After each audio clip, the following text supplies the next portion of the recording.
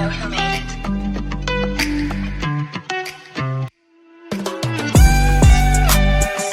Welcome back to Muck You, folks, where we cut through the noise and dig into the truth. No sugarcoating, no spin, just the raw, unfiltered conversations that matter. I'm David Wheeler, and always I'm joined by my co-host, the one and only Mo Davis. Take it, Mo. Hey, David. It's good to be back with you. And we got a great guest today that we're really privileged to have on.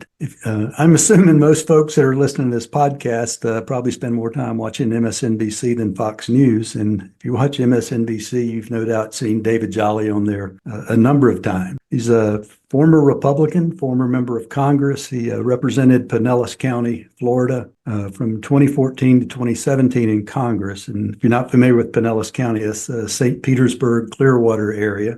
He served on the Appropriations Committee and, certainly since leaving Congress has been a regular feature on CNN and more so on MSNBC. So, David, really appreciate you coming on today. Thanks for doing this. Hey, it's great to be with you guys. I appreciate the invitation. Well, let's start out. You're the son of a Baptist minister. So how did you get from the good book to the cesspool of politics? People would say, where'd you learn politics? And I'll say I learned it in the pulpit. I learned it in the church. And sometimes the politics of the church, particularly those who grew up in it, you'll understand, might just prepare you for Congress. But, it's a Mo, because I am wrestling with a lot, as we all are, in the Trump era. And I left office and the party in 2017. The truth is I was never a good enough Republican. Even when I got in, I was kind of a Bush 41 Republican living in a Tea Party era. But after the breakup, I didn't jump into the Democratic arms. I've been an independent for the last 7 or 8 years. And at my root, I think what I have really discovered in my political journey is that my foundational beliefs are really in progressive evangelism. Now, I say that I didn't grow up in a progressive evangelical church. My father was a Southern Baptist pastor in the South in an era where conservatism reigned and still does in the evangelical movement. But I think my orientation in both faith and politics is what the label that Jimmy Carter often had put on him as a progressive evangelist. And I think there are ways in today's environment to actually empower communities of faith, to celebrate people of faith, but to do so within a constitutional framework that gives freedom to everybody and doesn't impose those foundational evangelical beliefs into statute or into law. And to be honest, however you just start to describe politics, I'm a moderate, I'm socially conservative or socially liberal, whatever it is, I think the bulk of people believe in the fundamental freedoms to celebrate your faith, but also to practice constitutional law and framework, if you will, in an area that gives the most number of people the most amount of freedom. And I think there's a thread there for where our politics are. And I think it's why you see such great unrest and what we're seeing certainly on the right today, but you could argue a little bit on the left as well. I guess similar to you. I didn't grow up in, as the son of a minister, but I grew up with my grandmother, who was a Southern Baptist Sunday school teacher. One of the things that's burned into my memory forever is when I was 15, I got arrested for underage drinking, and they called my dad to come get me, and he said, "No, just keep him." And my grandmother had to come pick me up, and I'll never forget that ride home with her some almost 50 years ago now. But you mentioned Jimmy Carter. I mean, it strikes me as ironic that the evangelical movement, the folks that, a lot of them on social media, they note Christian in their bio because you'd never know it otherwise from what they post. But Jimmy Carter, he didn't just talk the talk, he walked the walk. And he's been kind of demonized. And then the evangelicals have embraced Donald Trump, who seems to be, whatever Jesus taught, he is the opposite of it. So how did we get here? Listen, I actually have a manuscript in my very first book, if I ever get the courage and the patience, might actually be on exactly a topic like this. Let's just go to the raw politics for a moment, because this is fascinating. It is remarkable to me that the Republican Party and the Republican right and the evangelical right has lampooned and rejected and demonized two of the most religious presidents we've seen, certainly in modern history, but arguably in the history of the country, that being Jimmy Carter and Joe Biden. Consider this. I mean, think about all the presidents. Go through it in your mind, all of the modern presidents who spoke about their faith with greater passion, personal conviction, with respect for others, more than Jimmy Carter and Joe Biden. And what happened? I think the machine behind evangelical politics, the machine behind the Republican Party, realized we've got to reject these two. We've got to attack these two because they're shifting the power center to the Democratic Party, and that can't be. But it is easy to just beat up on the party, the Republican Party, the evangelical movement. My take is a little different in this because I sit in the pews on Sunday mornings with all these folks. We worship the same God. We believe in the same tenets of faith. I wish the evangelical church would throw away the crutch of politics that they currently rely on. And what I mean by that is I think the tenets of people's faith, and this applies across all faiths, right? From Judaism to Islam to Hinduism to evangelical Christianity. The calling of your faith is to win hearts and minds. The Great Commission in the book of Acts says, go build churches. It doesn't say go build a political party. And I think the moment that the church began to lean on the Republican Party as a crutch to advance a faith agenda, it weakened the church. And you can see it in the numbers. You can see it in people leaving the pews, people leaving organized church, organized religion. And I think what has happened is the evangelical movement now relies on the Republican Party as a crutch. And it's this mutual aid society, this codependency between the two. And ultimately what it's doing is undermining the faith community. And it's a reason a lot of people today are what I call church hurt, that they can't see themselves in the faith environment they used to see themselves in because it's become a political rally. Too many of our preachers sound more like Fox News hosts than they do faith leaders. And it hurts people when they see that. And, early on when I was in office, I was one of the very few Republicans who supported marriage equality, for instance. And my message to the church was this tenet of faith, to celebrate marriage being between a man and a woman, if that's what someone chooses to practice it as a tenet of faith, belongs in the church house. You should own this as a faith community, as an institution of faith. And if you believe it, you should evangelize it. But the moment you turn to government to put it into statute, to put it into law, the church has actually lost its authority on what they consider to be a basic biblical tenet, because now you've handed over that issue to politicians who will never be as faithful to the cause as a church should be. Now, I wouldn't suggest that same-sex marriage should be denied in any case, actually. I prefer to be a part of a church community that recognizes God made everybody and you should love who you want to love. But the basic principle holds through in so much of our politics today. The church is leaning on the Republican Party as a crutch. The party is welcoming it to do so. But in the end, the church isn't achieving much. What they're doing is they're undermining their own status as leaders of faith in this country and around the world. And I think it's broken a lot of hearts of people of faith. Yeah, it really has. I mean, where I'm standing right now, I'm literally 5 or 6 miles away from where Billy and Ruth Graham lived over in Montreat. And, right. And Billy Graham had a close relationship with presidents of both parties. But if you compare him to his son, Franklin Graham, who's become just that's right. A right-wing mouthpiece. And I think you're right. I think that's the reason that participation in organized religion is falling off. It's become so political and partisan. And yeah. And well, Mo, I know your listeners may not want to get all into religious. We can end it with this, but here's what I'd say that Billy Graham did that others aren't, and I wish the church today would do it. Billy Graham kept the main thing, and in Christianity, right, it's about the crucifixion and the saving grace of the God that we call our Christ. That's the essential message of salvation. And that was all Billy Graham ever wanted you to know. Because the moment you got off of that tenet, you got into places that you were losing the audience, so to speak. And he knew that when he approached politics. It didn't matter if you were Republican or Democrat.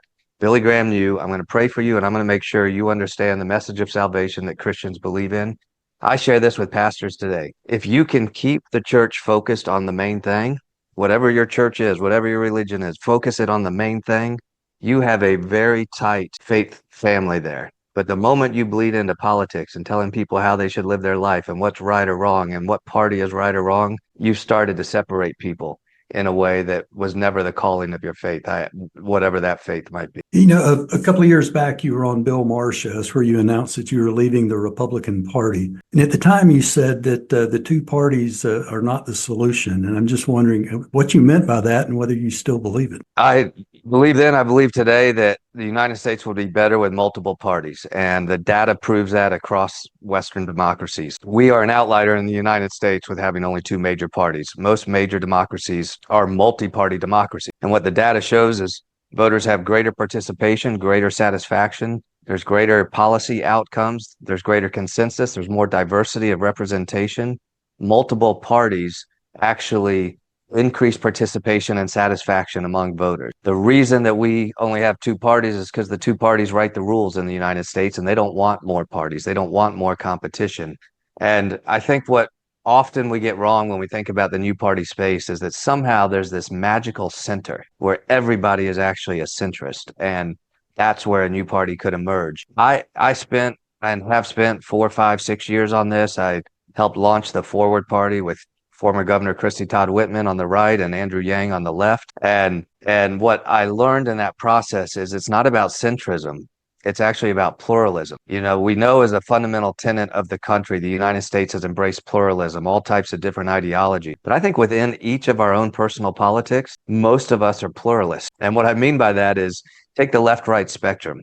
Rather than just try to say, I'm at this point on the spectrum on every issue, I think most of us in our own politics are all over the place. And so for me, for instance, I'm for lower corporate taxes, but I'm for stricter regulation of firearms. Now, one of those puts me on the left and one of those puts me on the right. And if I were to try to sign up for a major party, they'd say, well, if you're a Republican, we want you on lower corporate taxes, but don't talk about firearm regulation. And Democrats would say, talk about firearm regulations, but don't talk about lower corporate taxes. And so what I believed when I made that statement to Bill Maher, I believe today, most people want the liberation to simply believe what they believe in politics and not to have to subscribe to being in the same place on the left-right spectrum on every issue. Multiple parties would be a cure to that, but the barriers to entry are real. And frankly, the cost to launch a national party starts at $100 million. And if there's a benefactor out there, you know, a Bloomberg type that's interested in a multi-party democracy, this is different than running an independent race for office. To build the infrastructure of a national party starts at $100 million. So what about an independent candidacy somewhere in Florida?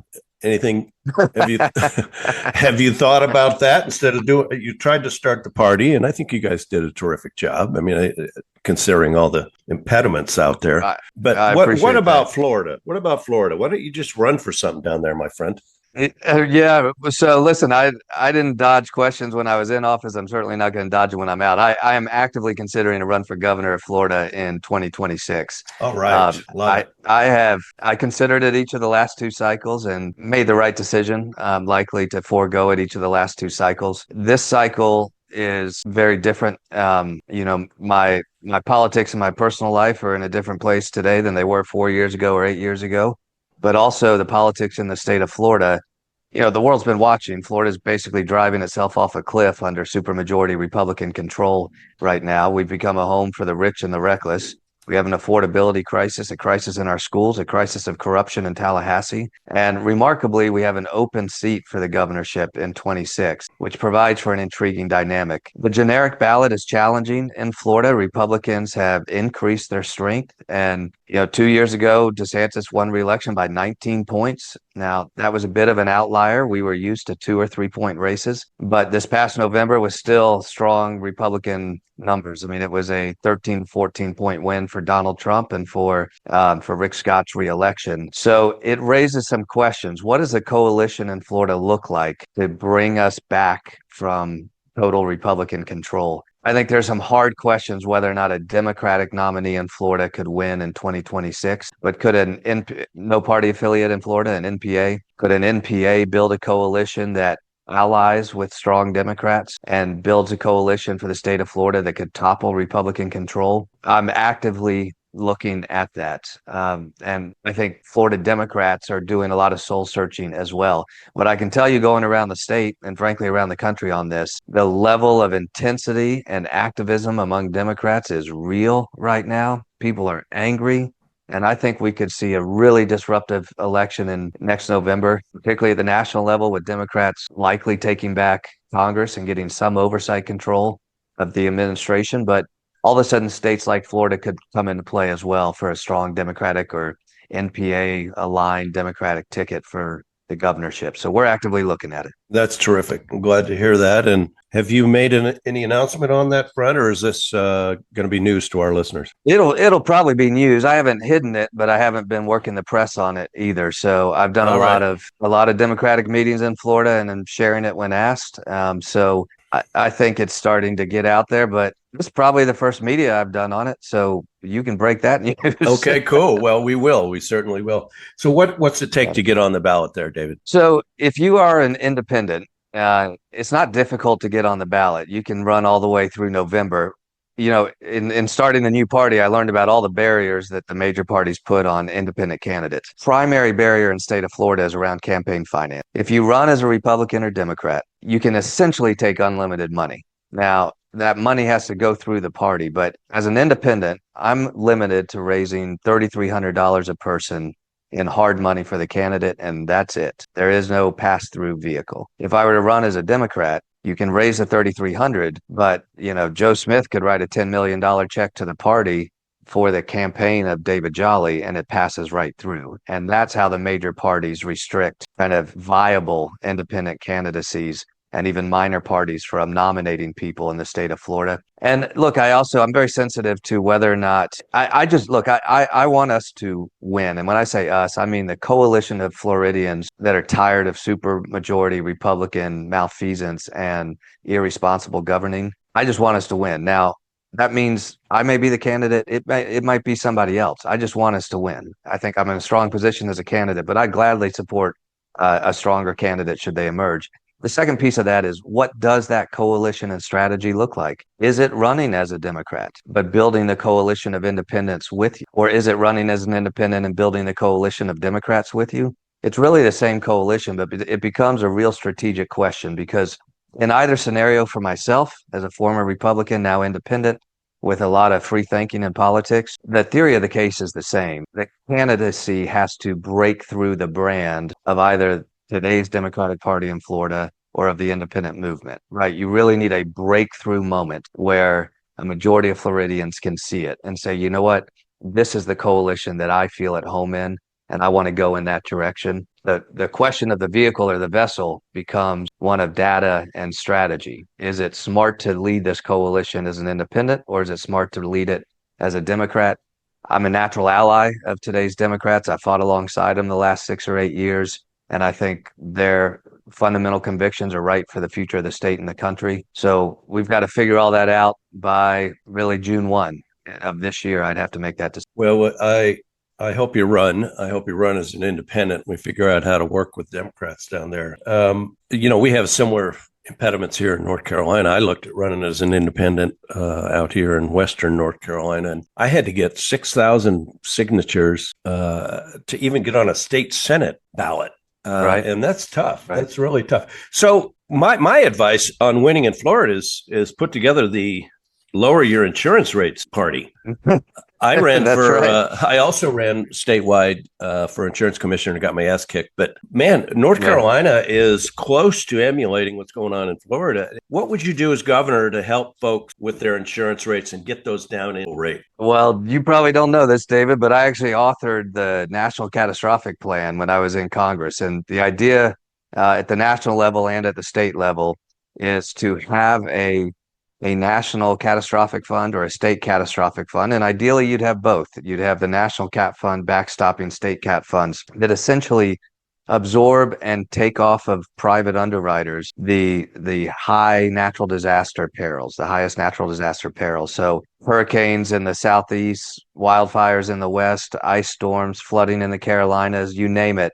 The idea would be fund it through either a dock tax on every real estate transaction, a stamp tax. There's been some proposals that, you could add a point or two to property tax bills, but basically fund a robust state catastrophic fund that absorbs the natural disaster perils, the natural disaster risk in high risk corridors, and allows insurance companies, private insurance companies, to simply underwrite the traditional risks of home ownership. But you've got your thumb on something we're experiencing in Florida, California, certainly Carolina now. This is going to spread because as the incident rate of natural disasters rises, it pushes private insurers out. And so I talk about in Florida really three things. They're all largely attached to an affordability crisis as the umbrella, but we have an insurance crisis that needs to get fixed because it's leading to an affordability crisis for home ownership, for rentals, and frankly, for just the cost of living in the state of Florida. We got a crisis in our public schools. We have chased a voucher school choice program but it is not school choice if on one side you have well-funded private schools and on the other side you have underfunded public schools. That's not a choice. In the name of school choice, we've starved our public schools. And I think Florida should have the best public school system in the entire world. And we need to reinvest in more schools and more communities with more teachers making more money. And that contributes to what is also part of the affordability crisis, because families feel like they've got to go pay for private schooling now in the state of Florida. And then the third leg of the stool is we've got a corruption crisis. Our campaign finance laws, I mentioned one of them already in terms of how you can run candidates with unlimited money. But we essentially allow our elected leaders to have slush funds that corporate Florida pays into with very little oversight. Our governor right now is still taking corporate checks into a political action committee that he has complete control over, but he's not a candidate for anything. And the amount of money from going in from regulated industries, going to the regulators and the politicians is a corruption right now that you could make an argument, it's a full circle, has contributed to the insurance crisis and affordability crisis we have right now. When people ask me how we got in the state that we're in now, I think, two things that always cite are, first was the end of the fairness doctrine back in 1987. Because, before that, you couldn't have a Fox News or really an MSNBC when networks were required to give both sides an opportunity to express their views. And then follow that up with Citizens United in 2010 and this influx of money. Which for Elon Musk, the $290 million, he's getting a good return on his investment. But if you combine those two things, I think that in large part kind of led us to where we are today. And when you were in Congress, you tried to push through a bill that would have banned members of Congress from directly soliciting campaign contribution. That's right. How do we get the corrupting influence of money out of our politics? We have the most corrupt campaign finance system in the modern world. I suppose there are countries that it's just pure graft where you can pay off people, but ours is really, really bad. And I broadly speaking, my political journey, one of my colleagues and at times nemesis in politics, Charlie Crist, most people know who he is, changed parties a few times. And he used to say that I didn't leave the party left me. I don't really believe that when he says it, but that's also not my theory in my political journey. I test a different theory, which is I've changed my mind. And is it okay to change your mind in politics? And that's on a lot of issues. That's on the fundamentals of Roe v. Wade, for instance. Growing up pro-life, was mistaken to think that pro-life meant you had to be anti-Roe. And it took serving and representing and really working on the issues to realize in my personal political belief, I think Roe v. Wade's the exact right framework, and we need to bring it back. On guns, that's another perfect example where I grew up thinking if you're a Republican, you've got to be for, unlimited Second Amendment rights. There should be no regulation. But I quickly realized, no, there has to be. And the Second Amendment isn't outside the reach of regulation.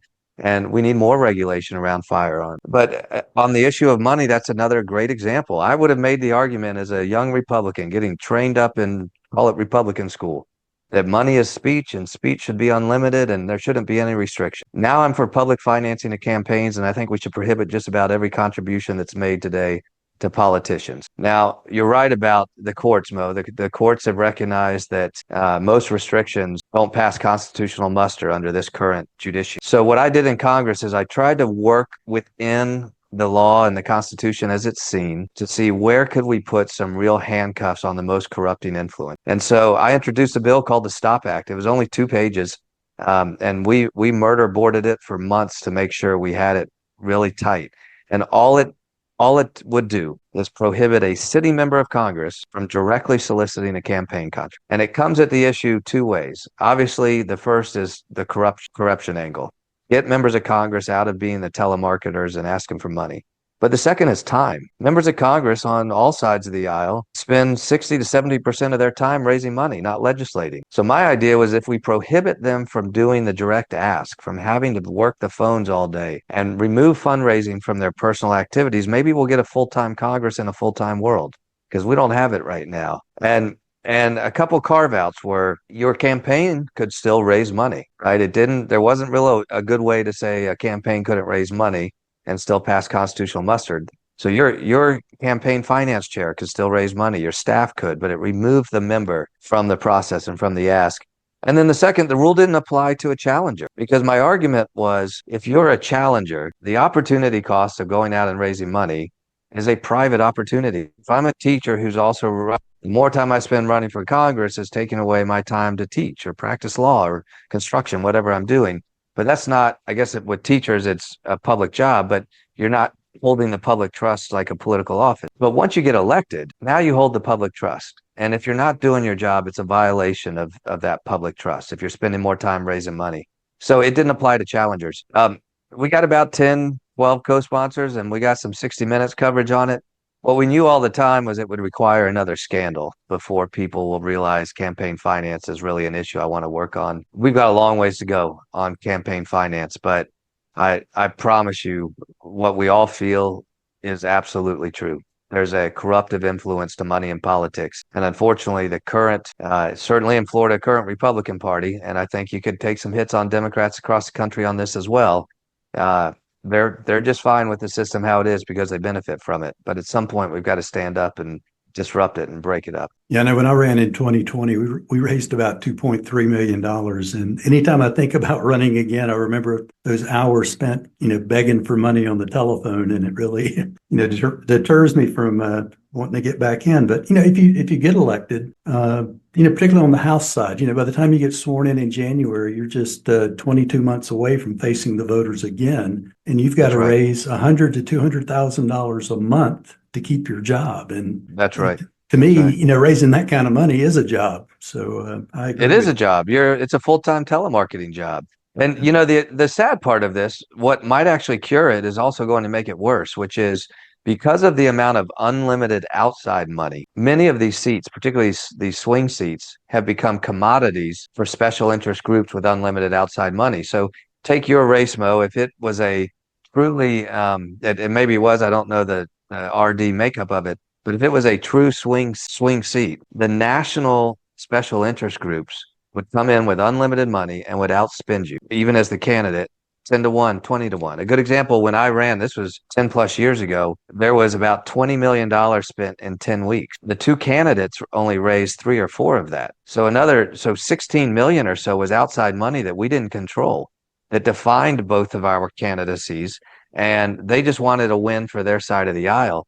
So what might cure the demands you went through is the fact that the outside special interest groups have the power to outspend you, even on your side. Even the ones supporting you can outspend you 10 to 1. The ones opposing you can outspend you 10 to 1. And eventually the candidate doesn't matter in a campaign system like that. The seat just becomes a commodity of special interest in the national parties. We talked about fixing Congress. Well, let's talk about the Congress that we've got.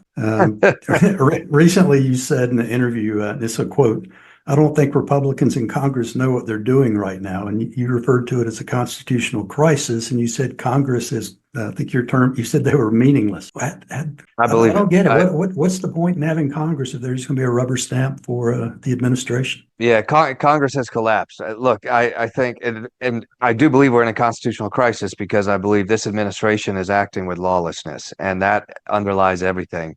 Democrats are shooting a lot of darts at the board trying to figure out, are we going to attack DOGE? Are we going to attack the cuts to veterans and USAID? Are we going to attack Social Security, Medicare cuts? What underlies all this, and it's not too sexy, unfortunately, it should be, is a level of lawlessness. What Donald Trump is doing, he doesn't have the constitutional authority to do, but it only matters if Congress steps up and provides the accountability, because constitutionally, the two checks on a lawless president are the courts, which takes time. There's a latency to it, and we sometimes see them work and sometimes we don't. But the emergency firefighters in the Constitution are the Congress, who can rush into the fire with accountability mechanisms, putting handcuffs on a president's ability to act, using statutes like the Impoundment Act to say you have to spend the money that we're providing, holding congressional hearings, or even holding impeachment hearings. We are in a constitutional crisis, not just because Donald Trump is acting lawlessly, but because the Republican Congress has collapsed and doesn't care that he's acting lawlessly. And I think that's an area of just, we're doing unprecedented damage right now to the institution of the Congress, but also to the Constitution itself. And perhaps it takes the crisis arriving at the doorstep of every American home to realize that this regime of Donald Trump and Republicans on the Hill is really tearing at the fabric of who we are as a country and breaking us down. I think the only thing that Donald Trump, the only tool that could get him out of the mess he's creating is a white hot economy next summer. If he hasn't built a blazing economy by next summer. Republicans are heading to the ultimate accountability, which are voters who are going to show up and throw a lot of Republicans out of office now. There's always hope. Yeah, right. So, Representative Jolly, you were in Congress for what, 3 terms? No, just 2. Two. All right. Well, I ended up with about 4 districts in 3 years, and the last district, that was all she wrote. I became the most vulnerable member of Congress. Well, it should have been 3. So, what's the weirdest conversation you ever had on the floor, and with whom? Oh, that's a good one. You end up getting to know people on a personal level, and you make some good friends. I'll tell you today, one of my great friends in politics is Mark Sanford, and people know him for controversy and the love gov, and maybe you like his politics or you hate his politics. But when you get to know somebody for their failings and their frailty, and you realize, their willingness to account for their own failings, you get to see people in a way perhaps you don't see them on TV. At the same time, there's some real clowns that serve in Congress. There's a bell curve to it.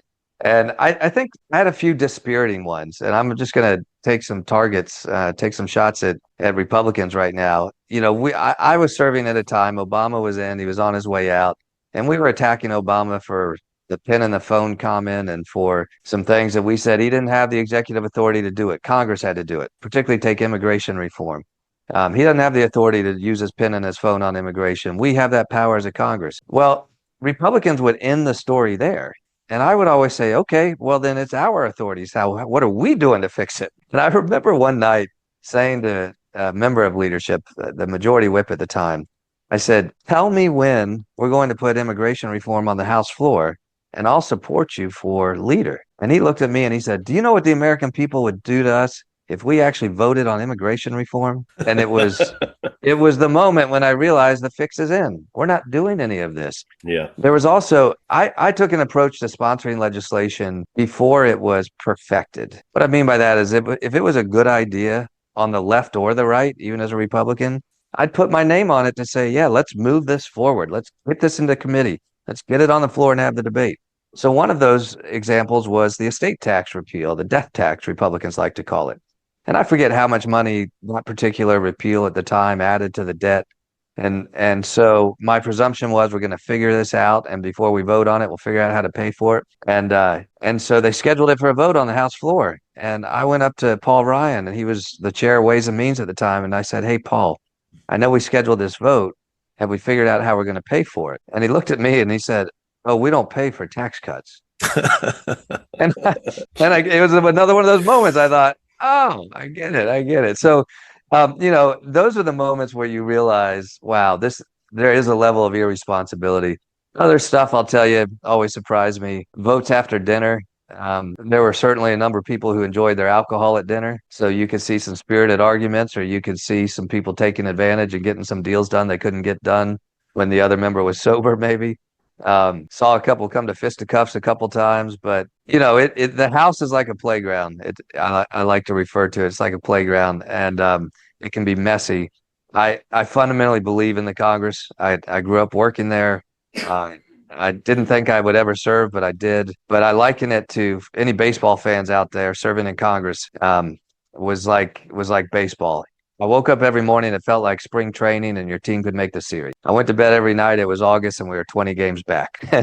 But I woke up again the next morning thinking it was spring training and we could make the series. It's that type of carousel in Congress when you serve. Hey, David, back years ago, I was the head of Foreign Affairs, Defense and Trade at Congressional Research Service. And I had a guy that worked for me, Pat Towell, who had been a reporter for CQ Roll Call for years. Sure.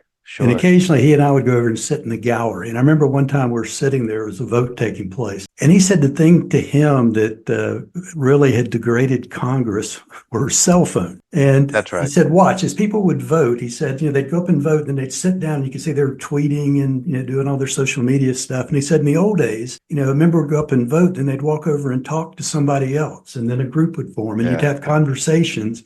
He said, watch them now. Everybody just goes to their own corner and gets on their phone. And he said, they just don't have the relationships like they did back in the old days. I don't know how we get that back. I agree with you. And there are a number of things I think that broke down in parallel. When you were there also was committees actually did work. We had conference committees when legislation differed. Appropriations and budgeting stayed on an annual schedule. And what happened over the years is, as members started to lose their responsibilities, leadership began to take a greater control. And ultimately, committees mean very little when it comes to consequential legislation. The Speaker's office essentially writes it and pushes it down on the committees. And then you go to the floor, there's never really much debate. And this is on the left and the right. I mean, I think there were fewer open amendment processes under Nancy Pelosi than any other speaker. But leadership really shuts down any real debate. And so a lot of those members on their phones show up with a card that says, these are the next 8 votes, and this is the way our side of the aisle is voting. And it's just a matter of killing time in between votes because there's no suspense to it. I just, I remember a couple speeches I would give on the House floor. One of them that got picked up was me screaming about I think it was an appropriations package. And I remember screaming, we had the votes to pass this last night. If we dropped the R's and the D's next to our name, we actually had the votes. And then the parties got involved. There also was one particularly heartbreaking moment. Many people remember the shooting at the Pulse nightclub. And the one gun issue that emerged from there was the shooter was on the no-fly list, but was still able to purchase a high-capacity firearm. And so naturally, most Americans would say, if you're on the no-fly list, you shouldn't be able to buy a gun. And the right threw up all these issues about due process about the no-fly list. And they were right. Due process on the no-fly list, there's insufficient due process. So they would say, you can't just prohibit somebody from buying a gun. And that was it. That was the end of the debate. And I went to the well and I said, well, why don't we just add due process to the purchase of the gun then and put the burden on the government? You can have a classified or controlled hearing in front of a judge, but if the government is going to prohibit you from buying a weapon, then they should have to satisfy the burden of proof in front of a judge as to why. We can add due process to this. And the moment I did that, it was, Republicans were like, whoa, we can't talk about that. That's not how we solve this. We solve this by shutting it down. And I think there's just such a lack of critical thinking in Congress right now. And you could argue in our body politics across the country, we've lost the ability to embrace critical thinking. But unfortunately, it has real consequences for the world's most powerful legislative body if it legislates out of ignorance and leads us to the result we see today. Well, you're a truth teller, David, and you're very articulate as well. If there was one unfiltered truth you could tell, every citizen and every voter in Florida, what would that be? I mean, and let's get down into your soul here so folks can get to know you a little bit better. What's that one unfiltered truth? Look, I think all of our politics today, I don't know that this is profound, but is so hamstrung by our personal identification with party. And George Washington warned us about it. George Washington warned us about this. And we approach politics today through our party identity. And I don't think we realize how much it restricts our own ability to think and to participate effectively in our democracy. We almost restrict our own franchise by thinking my job is to be a loyal Democrat or a loyal Republican. And I think it's true in the independent space as well to immediately be suspicious of Republicans and Democrats. That's equally short-sighted. If I were to run for office, I think there's smart ideas on both sides of the aisle. I have been public in saying that I think today's Republican Party is going in the wrong direction. But there are some Republican ideas in Tallahassee today that are good ones. There's a leading Republican fighting for a rural renaissance to invest $200 million in our most rural communities that continue to lose populations. The investments would go into access to healthcare and education and improved infrastructure so that people across the state could have opportunities like we see in only certain wealthy pockets.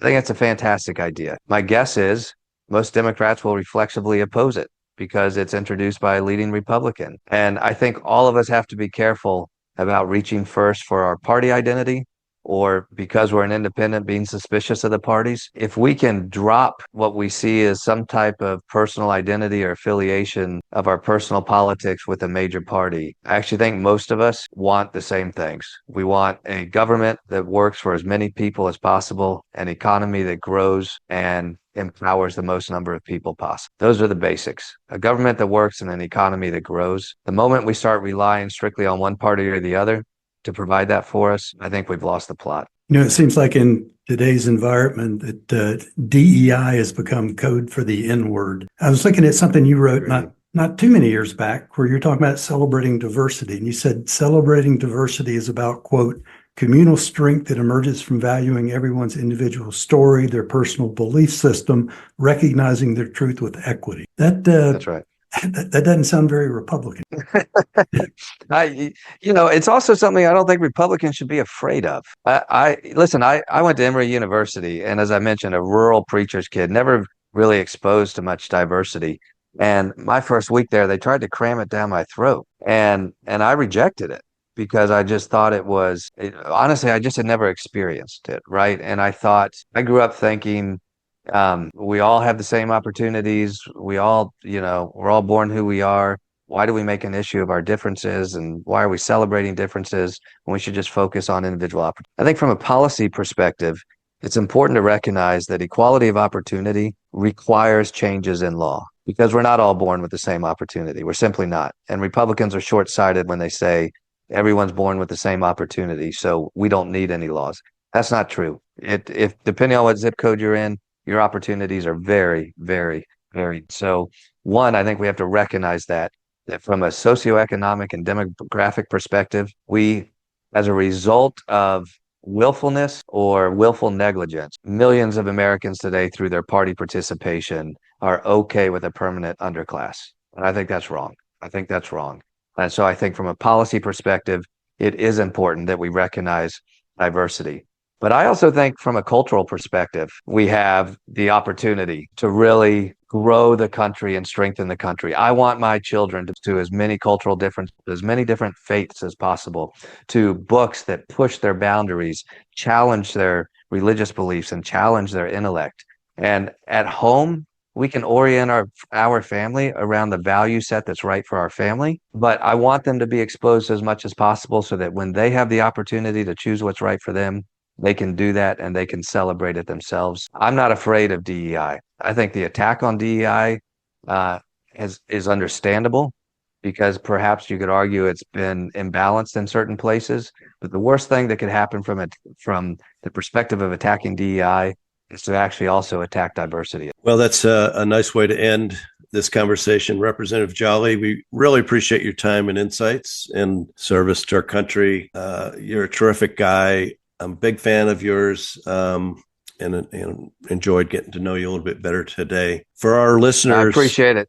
Yeah. For our listeners, where can they learn more about you, David? Look, I've got a website, davidjolly.com, that has a mailbox. You could certainly drop me a note, but I'm largely off socials. I jumped that shark a year or two ago, but to get in touch with me, just get onto davidjolly.com and there's a mailbox there. Okay, cool. And Mo, why don't we do another plug for your book? Yeah, well, thanks. The book's called Sovereign Oak. It's a historical novel. Interestingly, today in the local paper, there's a story about, the hurricane washed out the railroad and it's going to be rebuilt. But it notes in the article that the railroad was built by African Americans that were largely arrested and convicted on bogus crimes to create a labor pool to build the railroad. So that's one part of the book is based on that story. Again, 100% of the proceeds are going to hurricane relief, and you can find Sovereign Oak on Amazon.com. Terrific. To our listeners, if this conversation made you think, if it gave you a new perspective, share it, please. Subscribe, leave a review, and join us next time for another deep dive.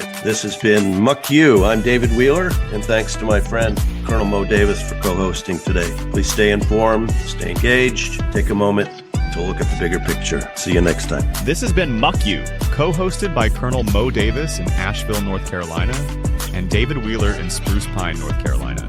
Thanks to our friend and guest today, Representative David Jolly. You can learn more about Representative Jolly at davidjolly.com. Muck You is produced by American Muckrakers, copyright 2025. You can learn more at AmericanMuckrakers.com and follow us on X and Blue Sky under American Muck.